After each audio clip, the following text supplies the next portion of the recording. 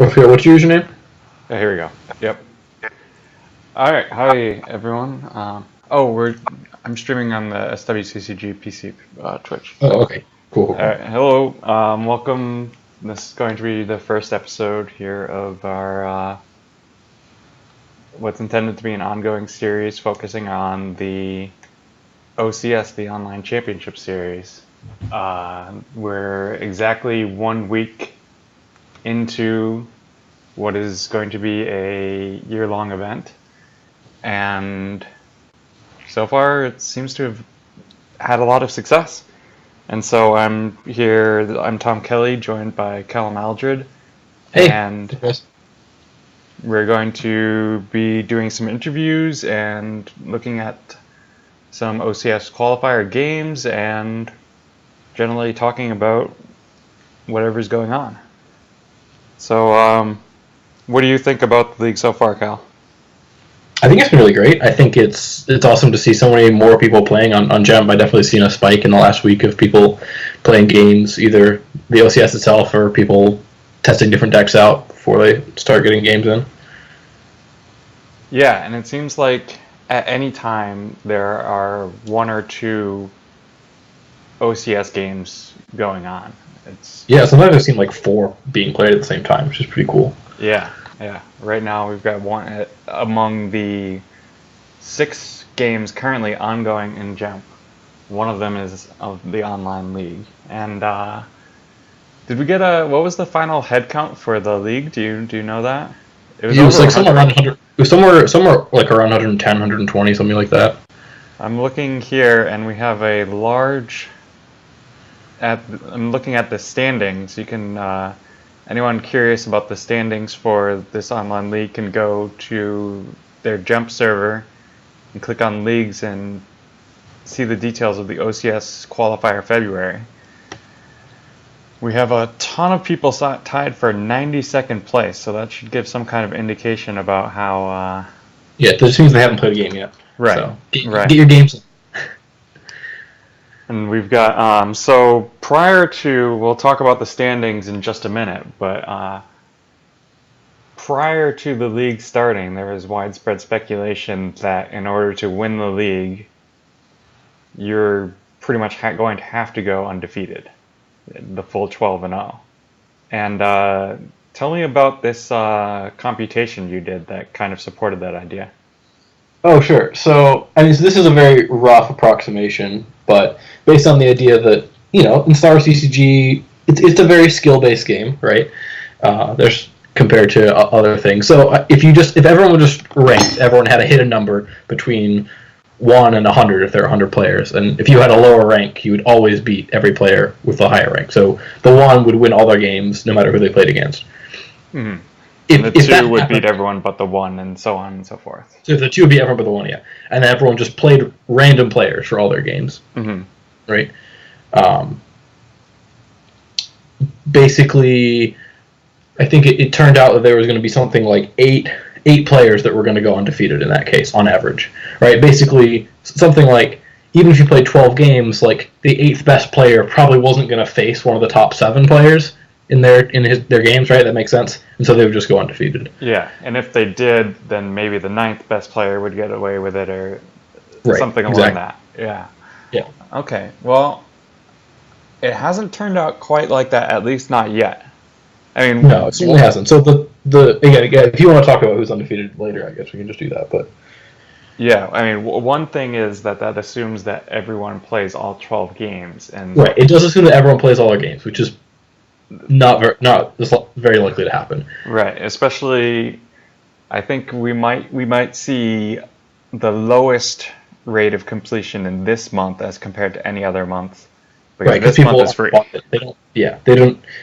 Even though the whole there's the fallacy with you got a sunk cost, and so I got to complete it. Even though that's a fallacy, people still act like it's a very real thing. So Well, no, come on, this is different here. I mean, you don't lose anything by signing up, even if you right, so don't more intend to people will play the sign full up. 10. Whereas probably people that are going to sign up in future months are going to be people that are already know that they're interested in playing the full 12 games. Yes, that's very true. So That's we very may true. see probably a lower sign-up count in upcoming months, but maybe more competitive, more competition at the Yeah, top. So anyway, yeah, looking at oh, go ahead. yeah. No, I totally agree. Anyway, I've got the standings here called up, and we can see that we've already got one, two, or yeah, 9 players who have finished all 12 games. Well, 13 if you keep scrolling down. Oh, wow, yeah, that's true. Yeah, some players. Oh, Fungineer Yeah. has had a rough time. Has played 12, lost 12.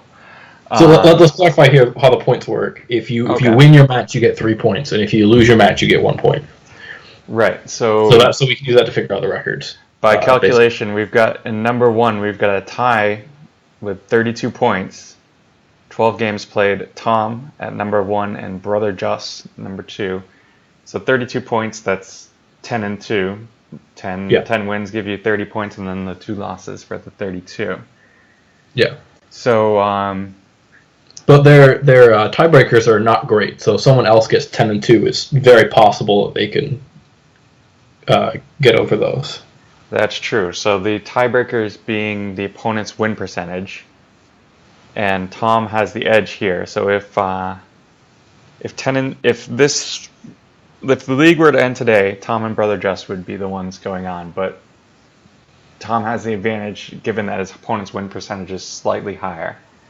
And what would you expect it to be for an average 10 and 2? It would be supposed to be lower than 50%, right?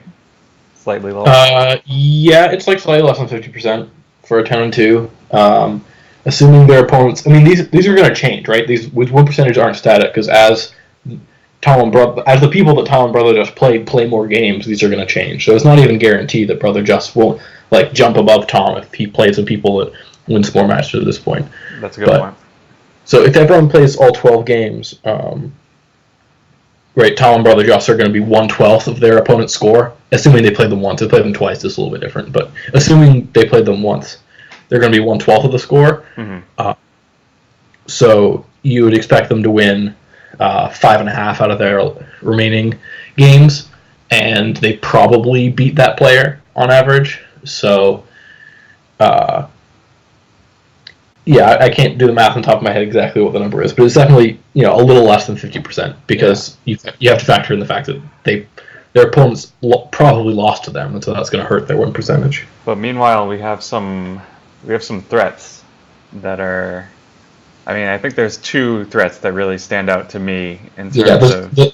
there's two big ones. Yeah, and so if we look down here, All Stars 97, that's Justin Desai. I mean, when we looked at the roster even before the league started, you'd say Justin Desai is the preeminent favorite to take the league, and so far he's played 7 games, has 7 wins. And then Yeah. Steve Salucci also just 1 game less, 6 games, 6 wins. He's at 6-0. Yeah. Of note that Justin's tiebreakers are also like insanely high. So Oh wow, yeah. not only has he been playing and winning, he's been playing pretty good players and winning. And also, so it's going to be pretty hard to catch him. I mean, so he has 5 games left. Mm-hmm. So if he goes 3-2, then he's pretty much guaranteed to be in first place based on what else is going on right now. Right, but that's not. There's still people that could go 11-1 or 12-0 that are above, and so just scrolling through this list, looking at some likely suspects, we have Bastian Winkelhaus here is 3-1 right now, so he's got it in him to get that. We've got Jared Concert 2-1. Maybe not. And then we've got some players that haven't yet done that many. Matthew Harrison Trainer is we would have said in another year would have been a pre-tournament favorite, but hasn't been playing much recently, but has played 1 game and has won that.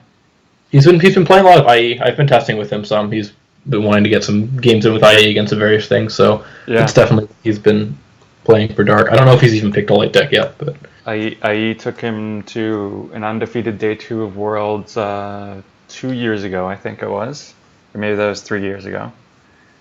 So definitely a threat with that deck. And then there's a bunch of really good players who have yet to play their games. Just kind of make note of some threats in this second half of the month here, or 2/3. Yeah, so we've got Greg Card, Shaw. which is yeah. Phil Ozen, Darth Link, which is Emma Wallen, Mr. Purple, which is Matt Sokol, Brian Irish, which is Brian Mishke. All these people have had really good results in the past year or so. Yeah, and so, I mean, we'd say here that conventional wisdom would say Emil Wallen is our biggest threat here. To my understanding, he's only ever played one game of Jump before in his life, so we might question whether or not he'll be able to get all those 12 games in, but definitely a threat if he can, and if he can master the interface as well. Matt Sokol, of course. We've got 3 world champions here that have yet to play the game. If Kyle Kruger manages to get all 12 games, I will be shocked. But unless he gets them all in one night, I could see that happening. I could see that happening too, if he can find the opponents to pull that off. Yeah. But yeah, that's probably the most likely way it happens. He'll be mostly just playing against Europeans because it'll be the middle of the night and. Right. Yeah. So anyway, we wanted to talk to one of those 2 undefeated players we were mentioning, Steve Salucci, we have on the line. Could you add Steve to the call, Cal? Yes, I can. I'm just going to check.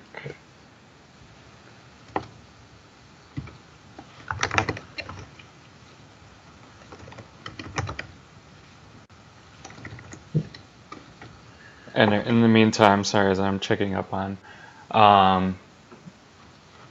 let's see. And so we can talk about some people that we might have expected who have fallen from grace, might have expected to do well.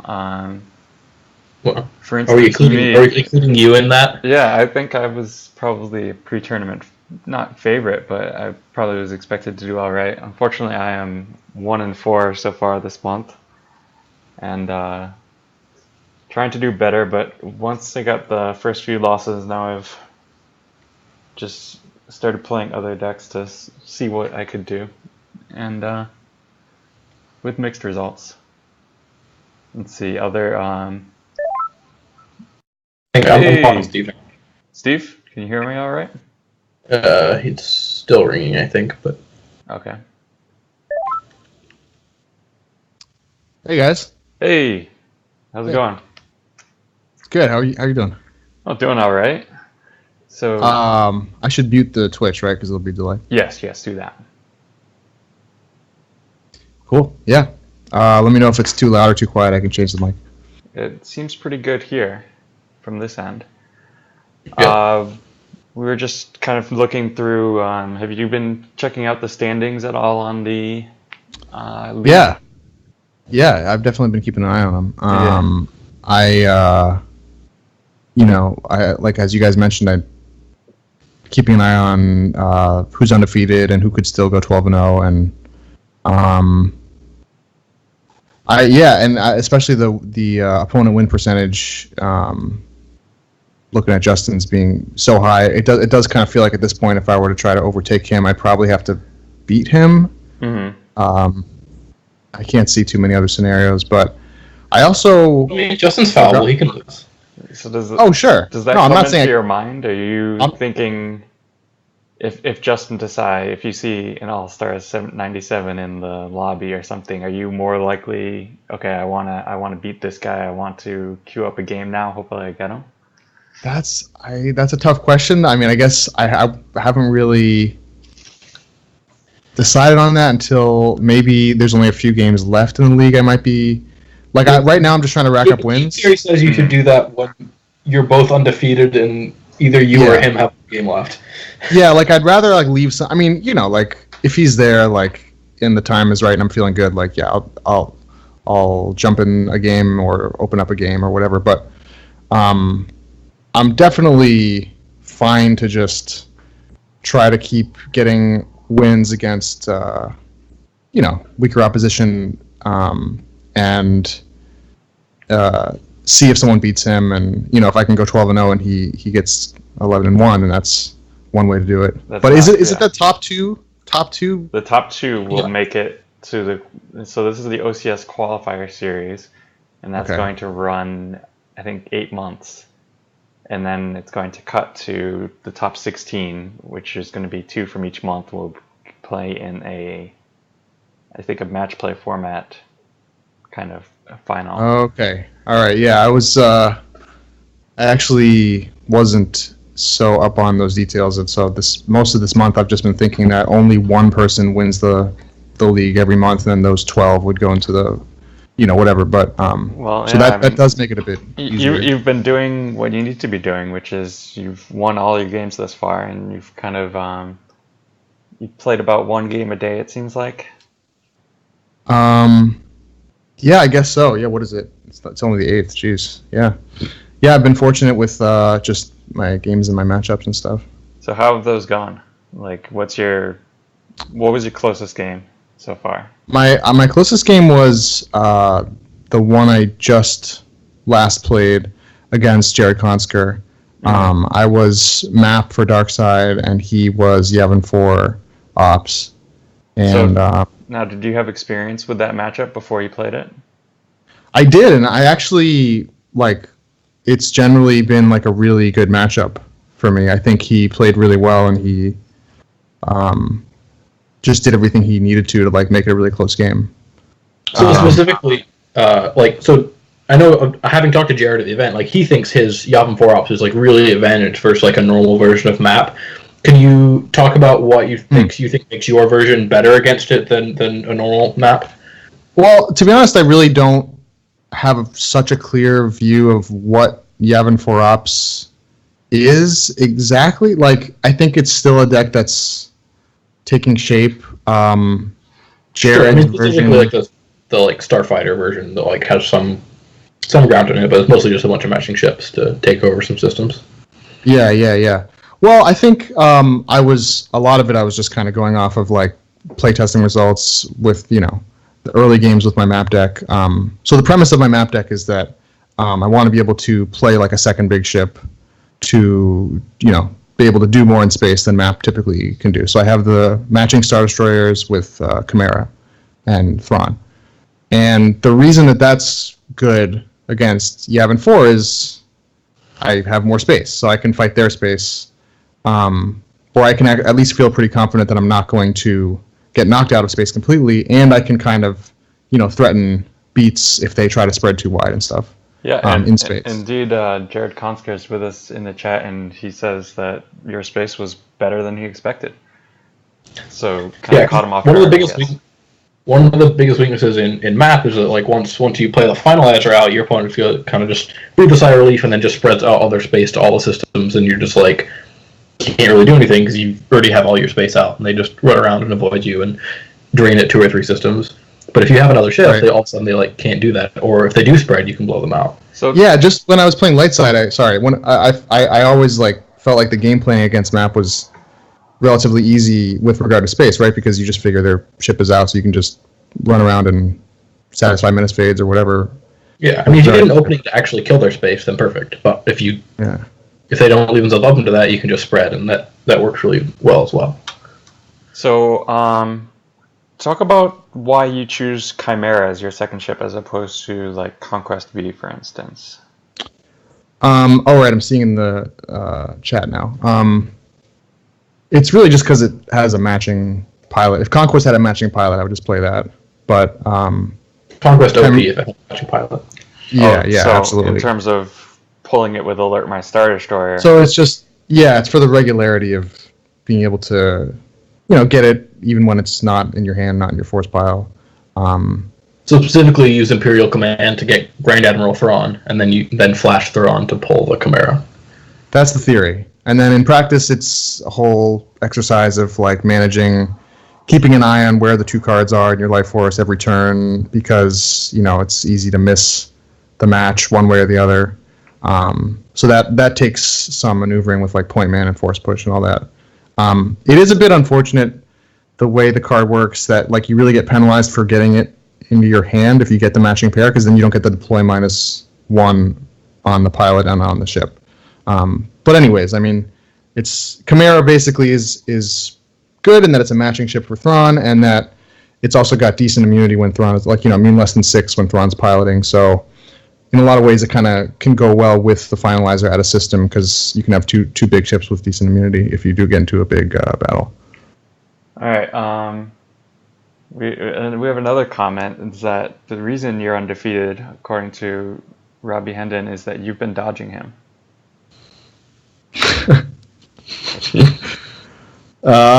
That's probably true. I have nothing to say to that, Robbie. All right. Make sure you put Civil Disorder V in your light side dice. How do you feel about the upcoming games?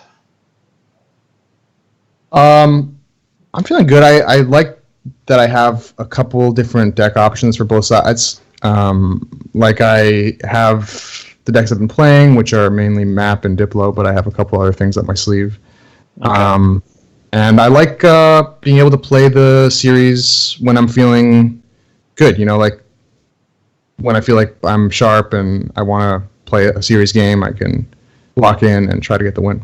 So feeling good. Feeling like there's a lot of time. So last question before we let you go, and we're going to try to watch this conclusion of this Jump qualifier here.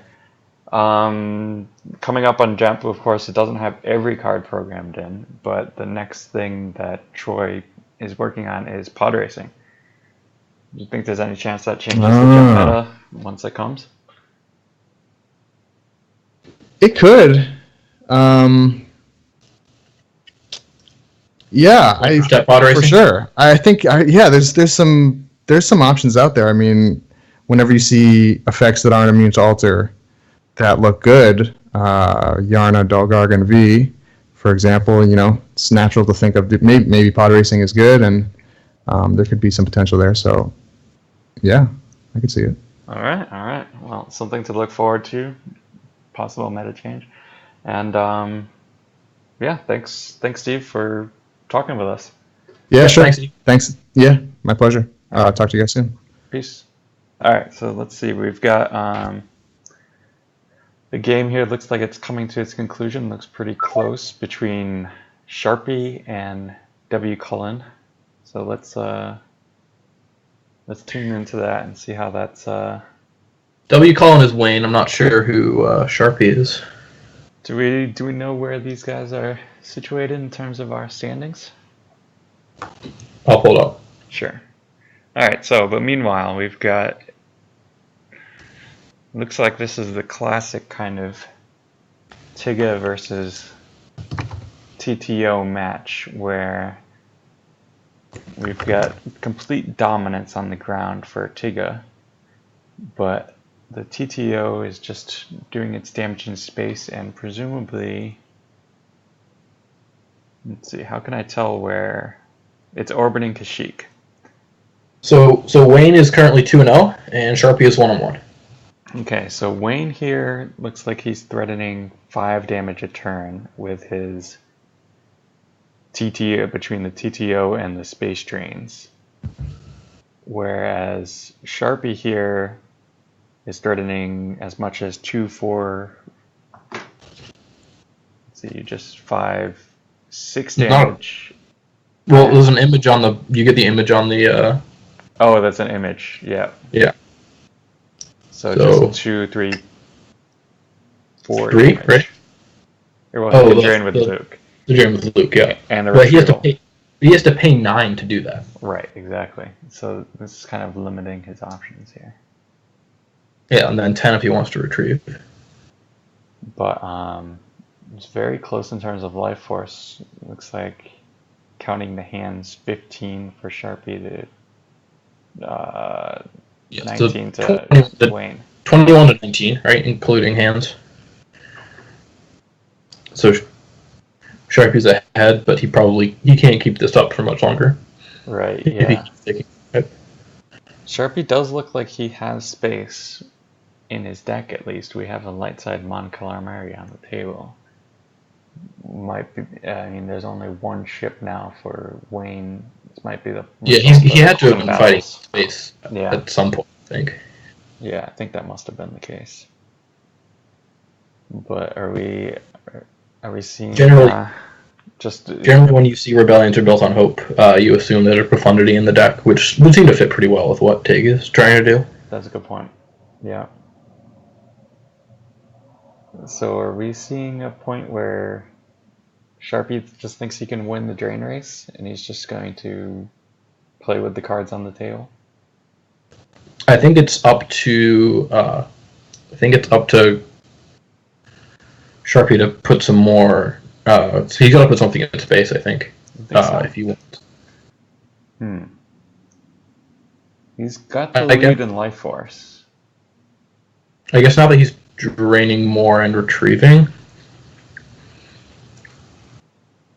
the problem is once he'll take 5 damage, and then that'll be the last turn that he actually gets a full amount of drains in, because his life force will drop too low, and so he'll start. No, that's not quite true. He still has. I think he's got like 2 more turns because he needs 10 Life Force in order to do that.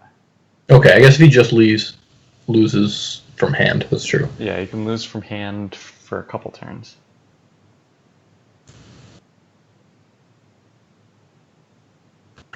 Yeah, I think it's very close, but yeah, I think Sharpie, if literally nothing changes.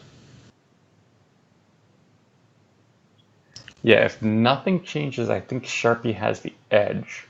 But it seems like it would be easier for Wayne to go to like a second system than it would be for Sharpie to up his damage. Like Sharpie needs a ship. I mean, especially if he has like a Tarkin's Orders or something, and he can go to Endor. That's true. Yeah. So that's kind of doubly effective. A second drain of 2 as well as. Oh, I just noticed this. There's a U-3PO. That's not at the battle planes, so he's not draining there. Oh no, that's all. I think U-3PO has his cover broken by the core in there. Okay, yeah, it's weird because he still stays at the same site. He doesn't look any different. Yeah. I was like, wait. Well, because at first I thought it was 3PO because I just like glanced across the board and I just assumed that was a 3PO sitting there, but of course it's not. It would be interesting if Sharpie has any interrupts he can loop with 3PO here, since Wayne has grabbed. I mean, he's already grabbed We're Doomed, which has probably been helpful for Sharpie in this match, as well as like that. But if he has any, like it could be worse, or We're Doomed. Although We're Doomed would already be grabbed, but he had like it could be worse. It could be worse. It would be the card here that would definitely swing the match, but. I feel like that would have been played. We would have seen it played with the 3PO. If there was and it could be worse, he would have prioritized finding it. Yes, I agree.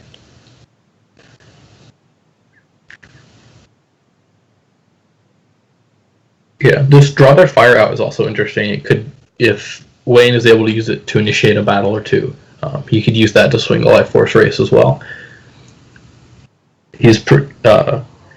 Sharpie's like fairly vulnerable, like the bunker. So yes, with just Leia there, so it's not that hard to attack that site, draw their fire, clear the drain, and then get in for kind of 2 points of swing with draw their fire. Meanwhile, we do see Sharpie beginning to lose his force from hand.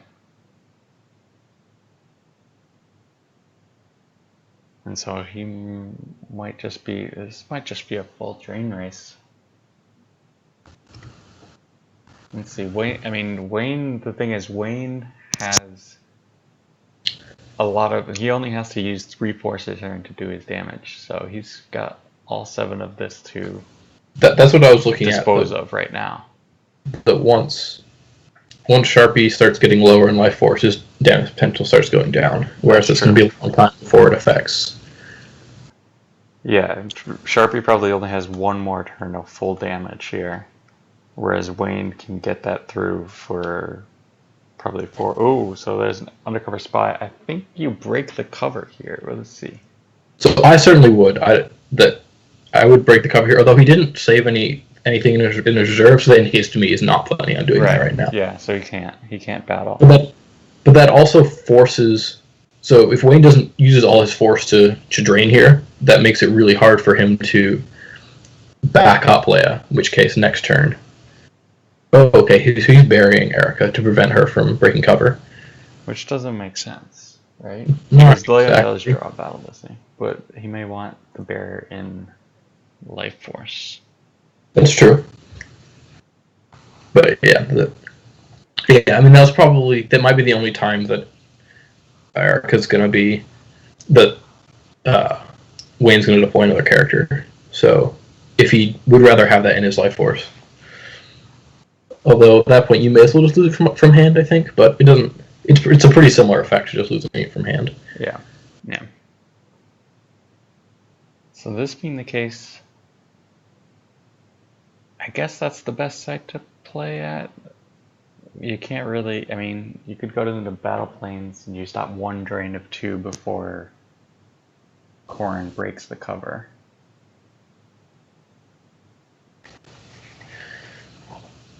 Here. Yes, I think that's right. Although I don't know how many more drains of he's going to be able to pay for. I think it saves 2 force either way. Right. Yeah, at the cost of 1 life force. Yeah. So that does make him come out on top. And he can potentially go to the docking bay and break cover if he needs a battle plan turn, like much later. Yes. I mean, I think Sharpie also likely only needs 1 turn where just to go to a system, and that could break the game wide open if he just gets 1 turn of free drains in. Yeah, I think. Oh, so he does have. I was about to say. I wonder if he has a ship at all. So Sharpie's saving 2 in reserve, not even draining. So I think we're gonna see some more pilots coming out on this profundity here. Yeah, profundity is really expensive to deploy, not to your opponent's system. Oh, and it's possible. This is a Baron Sunter Fell piloting this Vader's shuttle Yeah. here. So only just the 1 destiny from the capacitors. Yeah. I think this could spell doom for Wayne. I think he was depending on there being no ships left for Sharpie, but that's obviously not the case. And Hera means that Sharpie will be drawing 2 battle lesson here. Yep. And so very likely this is going to be a clear. In which case, no damage for Wayne coming up. Yeah, he'd have to draw something like a 2/3 or Wayne would have to have something like a close call left. I mean, if Wayne has a close call, his ship definitely survives. If he has a pilot, he can throw it on there and run away potentially. Or even attack, since once Hera dies, Profundity won't draw battle lesson. Wayne must have he lost imbalance combo just now. So that could get him back. Oh, the super laser. We missed that. The super laser is here. So that can kill Profundity, most likely. Profundity with armor of 7. It's 3 destinies? 3 destiny to hit over 7. So it is a 3, even though it looks like a 1. So Wayne's going to need a 4 or greater here. Wayne does hit the Profundity.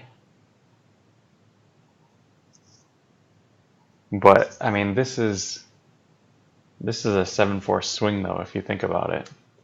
Right. Now, I mean, Sharpie didn't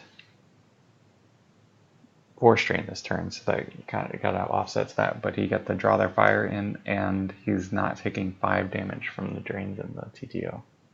Yeah.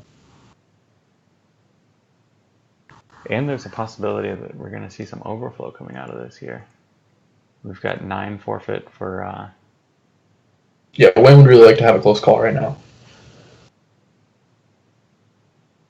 I don't even know if TTO plays close call most of the time, but I just assume all dark decks play close call because you should be playing close call in your dark decks. That's probably a fair assumption. Ooh, Dark Maneuver is not a very useful card here.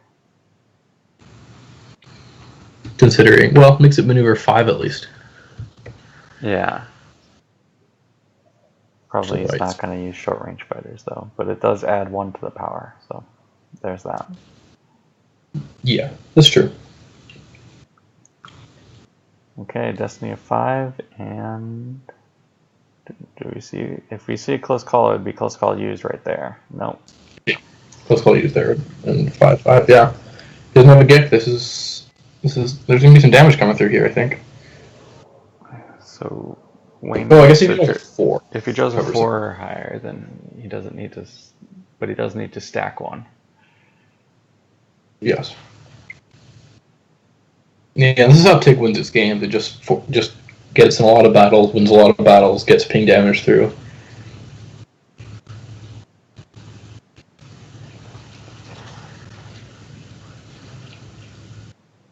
And oh, He is going to. I mean, I guess it makes sense to make sure he doesn't lose any overflow.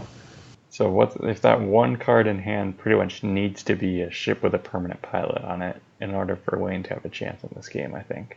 Yeah, I agree.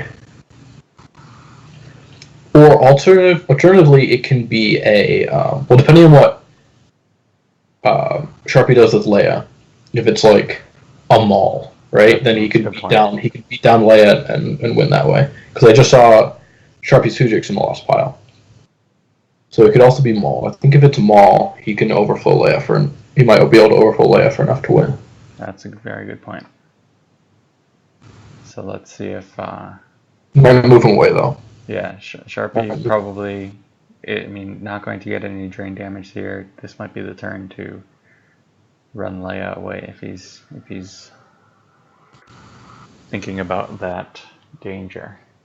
Yeah. And that is what he does. So 1 less out for Wayne.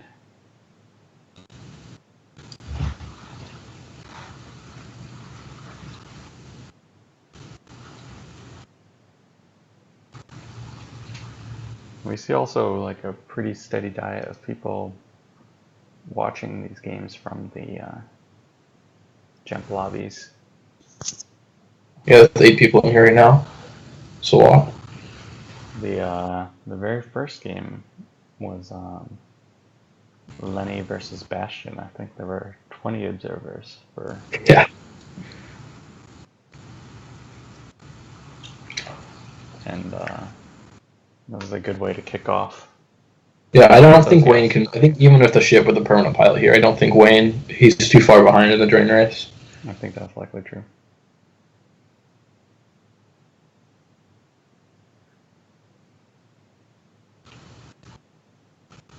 I mean, right now it is going to take 4 turns to drain out, but he's doing no damage right now, so there's just no pressure. And even if he does, it's going to be slow enough.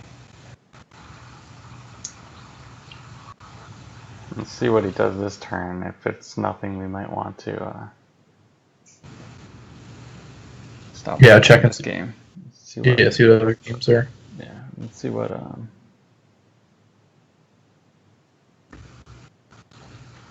Oh, yeah. Brother Just has played online for quite some time, but I don't know. Do you know who he is? Yeah, I don't know. I don't know who he is either. I feel like he lives in Florida, if I'm remembering it right. But yeah, he's a Hall Table veteran.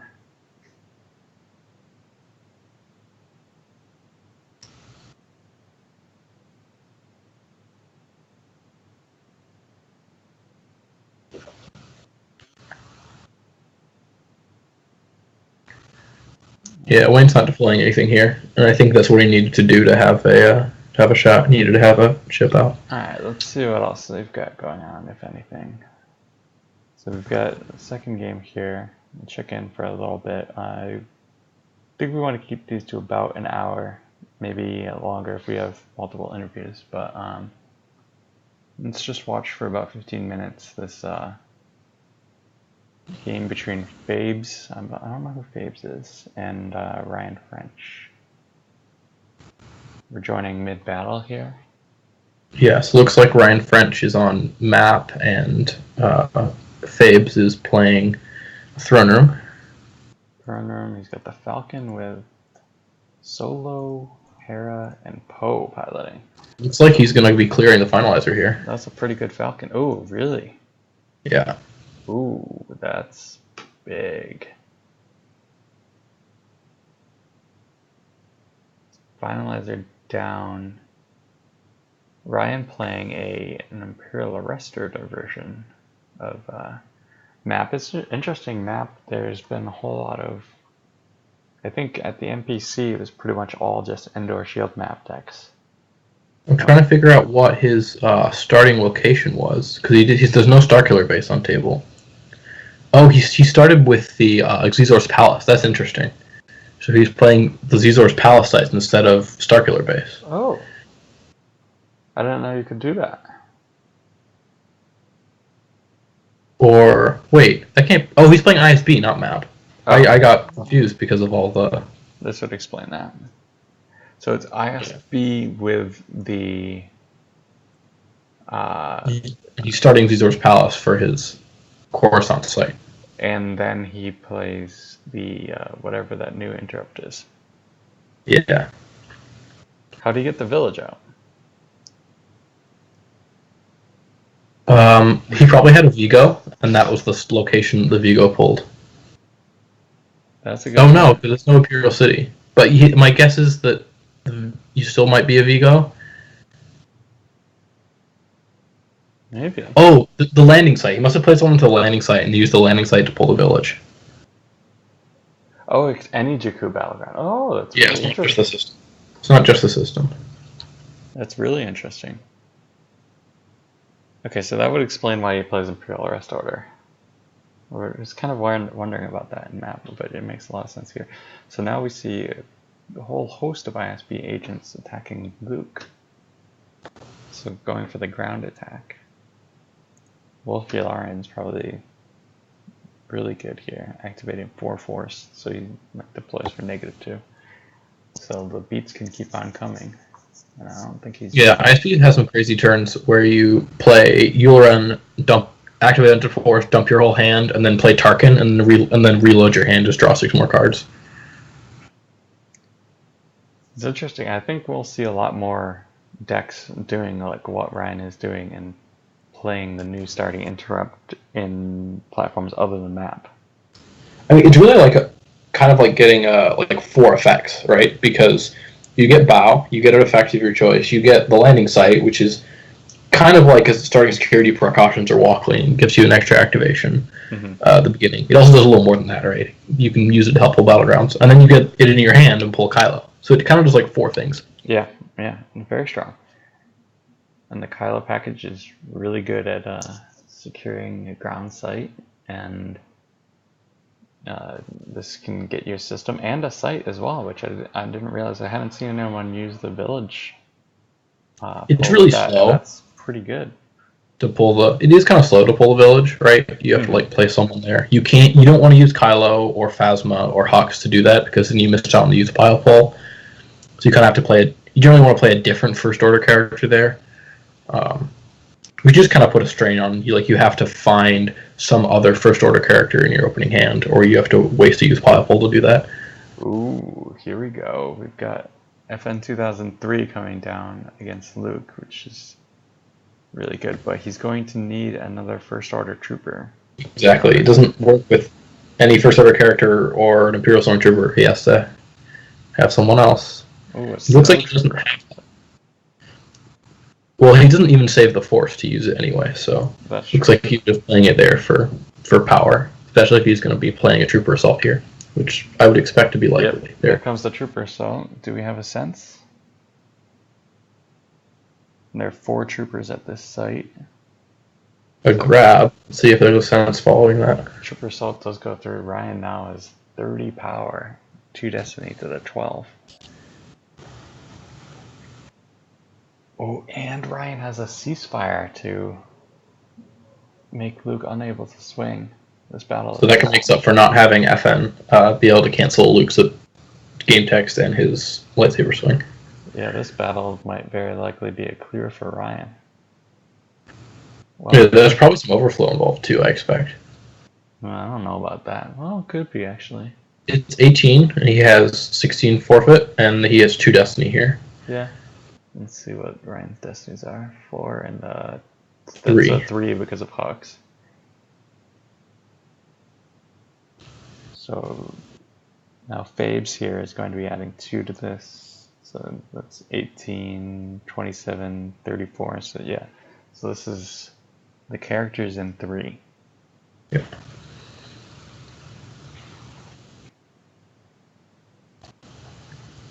Meanwhile, I think we can just see Wolf go. Yep. And Wolf forfeits for 7 with the Thanks, Imperial Rest Imperial Order. Rest Order. Yeah. So, and Ryan can retrieve Wolf at a later time. This is looking pretty good, especially if we've got a Hoojix. Hoojix for 3 is interesting against a Trooper deck that's trying to beat down over again. I would have been tempted to just lose the 3 and save the Hoojix in my hand for something else. Although without the threat of Ellis, given the Imperial Rest Order on table, I guess that's slightly less scary. Yeah, I mean, Ryan used a bunch of characters there, and he has 1 card in his hand. So, interesting here. So, right now, Ryan's threatening 3 damage to just the 2, but if Ryan can get an ISB agent over to Jakku, that's really gonna hamper that damage potential from Fabes. So I don't know if Fabes just doesn't want to use his defensive shield pull, but if he pulled the Unitas shield, he would get +2 generation at that Spaceport docking bay, which could help him do more things, draw more cards. Or just +1, but Is it just? yeah. But that is true. But he might want. Actually, what? Ooh, wow! So now we've got, man, the battles are just flying here. Now Kylo is the one that's in looks like a good amount of trouble.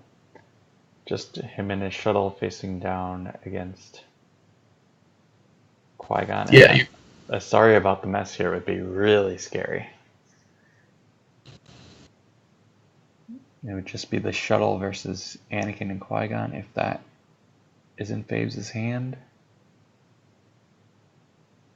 Yeah, you were right. It's just +1 generation at the docking bay. However, it would also be his rebels would deploy -2 there.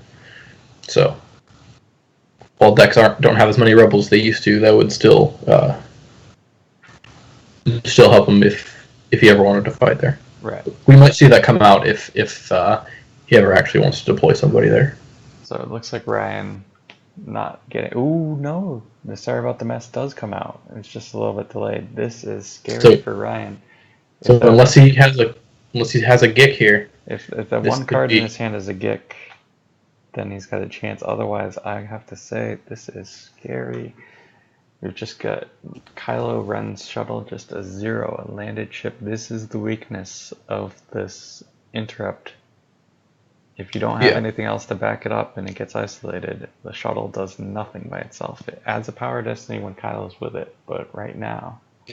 Usually I think it's more of a liability than an advantage with the... even with the power destiny, you can just get... There you go. The last card does have the Gick. Okay, so we still have a game on our hands here. But often, if I can, I'll try to fly it up to the system to help. Yep.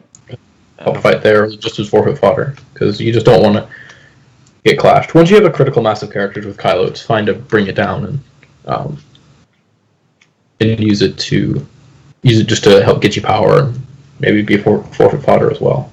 Yeah, I think the issue was that Ryan was never able to get that critical mass, and now they're all kind of... He spent his critical mass killing Luke, which is a fine way to do that. Yeah, that made sense to me. The problem, though, now is that they're a million miles away from where the action is, and we've got drains of 2 and 2 going on at Jakku, and it looks like these troopers are going to have to do a really long walk to get over to someplace useful. He might even. Well, he's setting up drains of 2 and 2 himself on Coruscant. That's fair, yeah. And He also gets the ping retrieval, and now that he's on 2 battlegrounds, he can retrieve an ISP agent. So right now, Ryan is actually he's doing more damage, but he's probably in a weaker position, having to split up his troopers. That is true, yeah. So Ryan keeps them split like this, does the retrieval, now is probably going to pick up some cards looking for more resources for coming turns. DKR. Oh, what's up, Charlie? ASMR. I don't know what that means.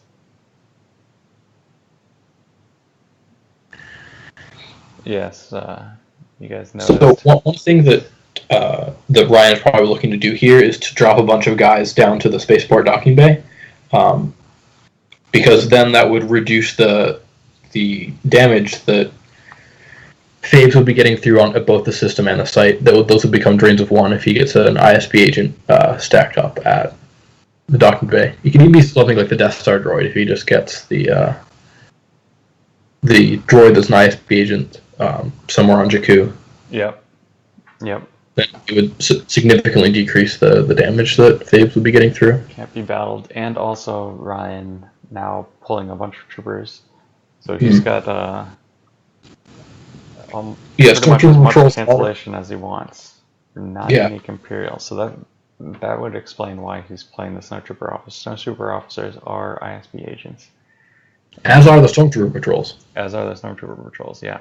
So he probably runs about 3 of each, I'm guessing. So that gives him 6 usually the case with 3 dots. Yeah. So yeah, I mean he's running the full complement, I'm guessing. And oh yeah, I actually forgot about this line of text on ISB, but it ignores the location deployment restriction. So even though Snowtrooper officer says they only deploy on Hoth, the objective lets them deploy anywhere. That is true. Yep. Which it does seem a little bit strange. They're dressed quite warmly for Shizo's palace, but that is how ISB goes. So yeah, and I mean ISB of course is just the great platform for this kind of strategic reserves thing, because you deploy your troopers, they die, you retrieve them, you get them again, you cancel more drains. So you there's no limit. Yeah, and the IC objective itself kind of incentivizes you to stack up at one site at a system, and then use that to mitigate the damage you get at the other sites. Which is kind of how the troopers like to play. They like to have a lot of characters at one site. Mm-hmm.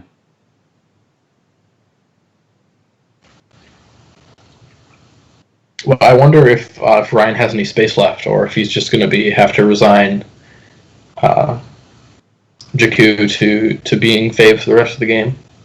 That is a good question. Yeah, he of course can get the finalizer with Bow to the First Order.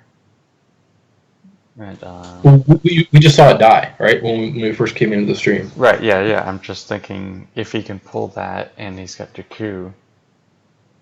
Well, he probably already used the pull to get finalized. He probably already used his finalizer pull. Yeah. So I'm saying just in general, like, would he play other space? Does it make sense in this ISB deck to play more space? I don't necessarily think so. I mean, potentially he could have a strike force or whatever, something special, and use that to get it back. That's true. And he has the shuttle, so that's kind of space.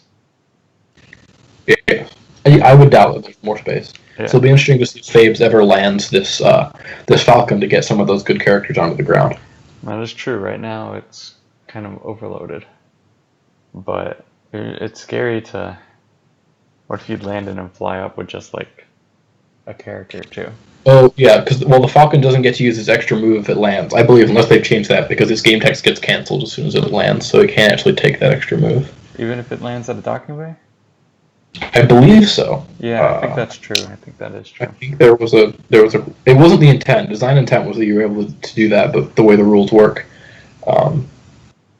Yeah, I think it doesn't matter if it's at the docking bay or not. It won't have game text, other than about the capacity and deployment of characters. Right. So you can fly up. You can fly up and then re-land, but you can't land first and then go back up. Mm-hmm.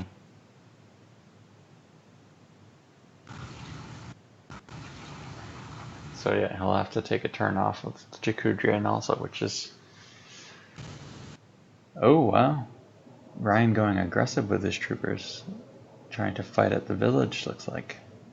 Maybe if he has another ceasefire, this could go pretty well for him, especially if a ceasefire and trooper assault.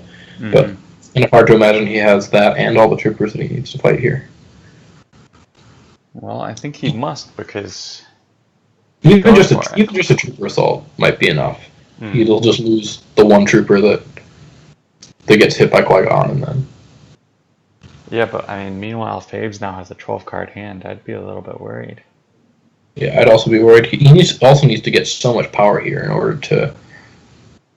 Well, here's Phasma with the 2 Destiny and the use file search. Well, not 2 Destiny yet, right? Oh, any Stormtrooper Phasma adds with. Yeah. So this is cool. This is a cool combination of First Order and Imperials. You don't see that very often. Usually it's But one he or the also... other. Yeah, he might need to... I mean, depending on what he has left in his hand. Ooh, 9. So that's really good against Qui-Gon. Mm-hmm. So he doesn't have the force now to play the Trooper Assault, but he might be able to protect himself from weapons entirely. Yeah. So he does need to draw... He likely needs to draw something like 4 or 5 here in order to clear the site. Might know what these 2 Battle Destinies are. He only has 2 cards in his reserve deck. That's true. If they're a 9, these characters both have forfeit of 8, so that could clear. Oh, Wait, he had the 2 force... Oh, the battle is free, so we have... battle is free because of Anakin. Yeah. Ooh, Oh, now I have a sense coming from Fabes. and yep, it's allowed. Oh, do we have a Dark Time for the Rebellion? Just to... Blah. that would be cool, but not to be. Wow, R3PO. R3PO could have been nuts in this game. Yes, Wow. that is correct. That was fortunate. R3PO, of course, every character pretty much in Ryan's deck is a spy. That was lost from hand, so he must not have. Oh, Some people just lost it tunnel from vision on hand. it being meant U3PO, but it does a lot more than just that. Yeah. Of course, I mean, Ryan could just move all of his characters away, but it's basically like now he's running all of his characters away from R3PO. Like, what if he puts him at Coruscant? That would have been interesting. So now we just saw a clash from Fabes, so Phasma's out of the battle, and the Trooper Assault was sent, so all of a sudden this is not looking like a good battle for Ryan. No, not at all. And now 9s won't work, right? Now that Phasma is excluded? No, he just needs to be a Stormtrooper. Within a Stormtrooper, okay. So It's- 9s. So you probably go for the Snowtrooper Officer here. I don't love that FN and the other Stormtroopers have different activation conditions. That is true. Yeah, you kind of have to recheck. I mean, same with Phasma.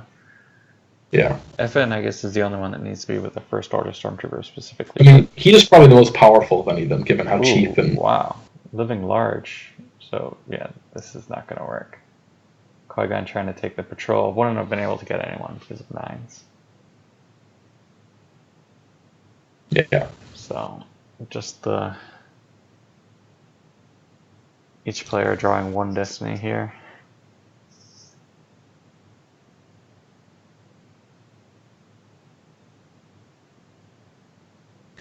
Yeah. If I were Ryan, I probably would have considered dropping the stack of guys at the docking bay and just using that to mitigate damage. I think And forcing Fate to use his hand to fight that stack. especially now that ooh. So Ryan draws a 1 for his Battle Destiny here. Fabes uses Solo to subtract 1 from it, so even Qui-Gon won't be lost. Meanwhile, a 3 from Fabes. They'll probably lose the Stormtrooper officer here. Right, so now this is There's definitely some rebeat potential here. actually kind of interesting that Fabes used Solo on the they're tracking us to save Qui-Gon. If he had just forfeited Anakin, he could have sorry about the mest targeting 9s or something. Does nines only works during battle, right? Yeah, so Yeah, then he could have just isolated the Stormtrooper patrol. that's true because Phasma can't even battle here. Right, yeah, Phasma's excluded already, so right now we've just got the Stormtrooper patrol and nines versus these I two. guess, but you're kind of trading, right? You're kind of trading Qui-Gon for nines, which may not be a trade he's actually all that interested in. That's true. Or Anakin for nines. Probably you lose Anakin for Right, Qui-Gon. Anakin for nines, yeah. But I mean, it's a huge difference when you, like the Stormtrooper patrol and nines versus just one. I mean, they don't even get Destiny then. Then the one character would be forfeit 0. Alright, but anyway, of course, yeah, Fades is going for the rebeat probably with everything you got. Why not at this point? I mean, he's already got the Gick out. He's already forced the Gick out of Ryan, so Mm-hmm. probably doesn't have another one here. Although I have seen decks to play two Gick combos if they're going for the Gick combos instead of the masterful moves. It would make sense in ISB. But yeah. But he would have had to draw on that, very quickly after using the last Gick because that was the Gick was the last card in his hand the last time he played it. That is true.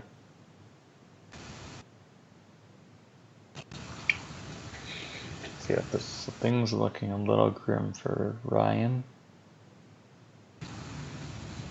Dave's adding Leia and Padme, and we pretty much have. He has to retrieve 2 force here, which is fun. Yeah, we're just missing Luke in terms of the whole Skywalker family.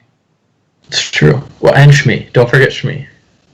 Oh, everyone forgets Shmi.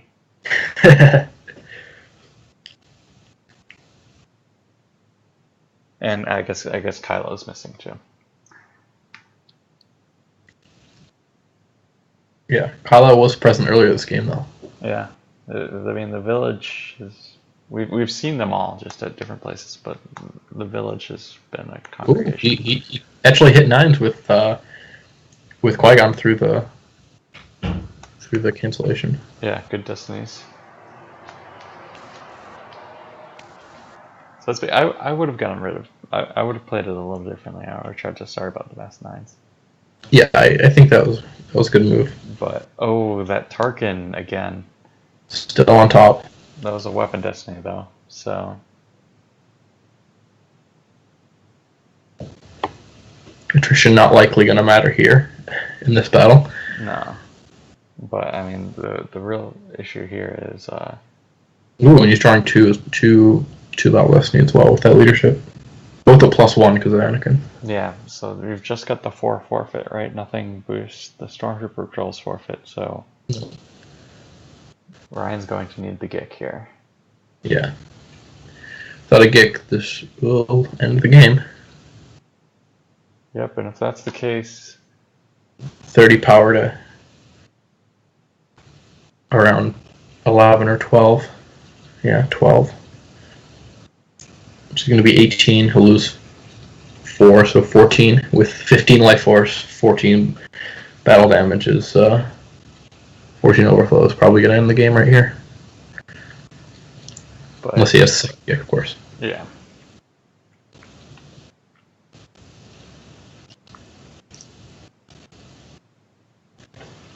Well, he's not conceding, Ryan. So. He's conceding. Oh, yeah, that's the game. There's the GG. All right, so I think we'll call it there for the night. Try to keep these around an hour. Yeah, thanks for inviting me on, Tom. Read the chat. Oh, anyway, if you can give feedback to me or to Cal or to anyone like in the thread or something like that, let us know what we can do, who you'd like us to interview, and so on and so forth. Anything you want to say in closing, Cal? No, this was great. Thanks for having me on. It's always fun to talk about Star Wars, and this is a pretty cool new event that's going on. Thanks a lot for being here, and thanks to everyone for watching. We'll catch you next time, same time, or we might adjust the time slot to be a little bit earlier. Not sure on that, but we're going to try to make this a weekly thing on Thursdays. So thank you, everyone. Catch you next time. Bye. Thanks, guys.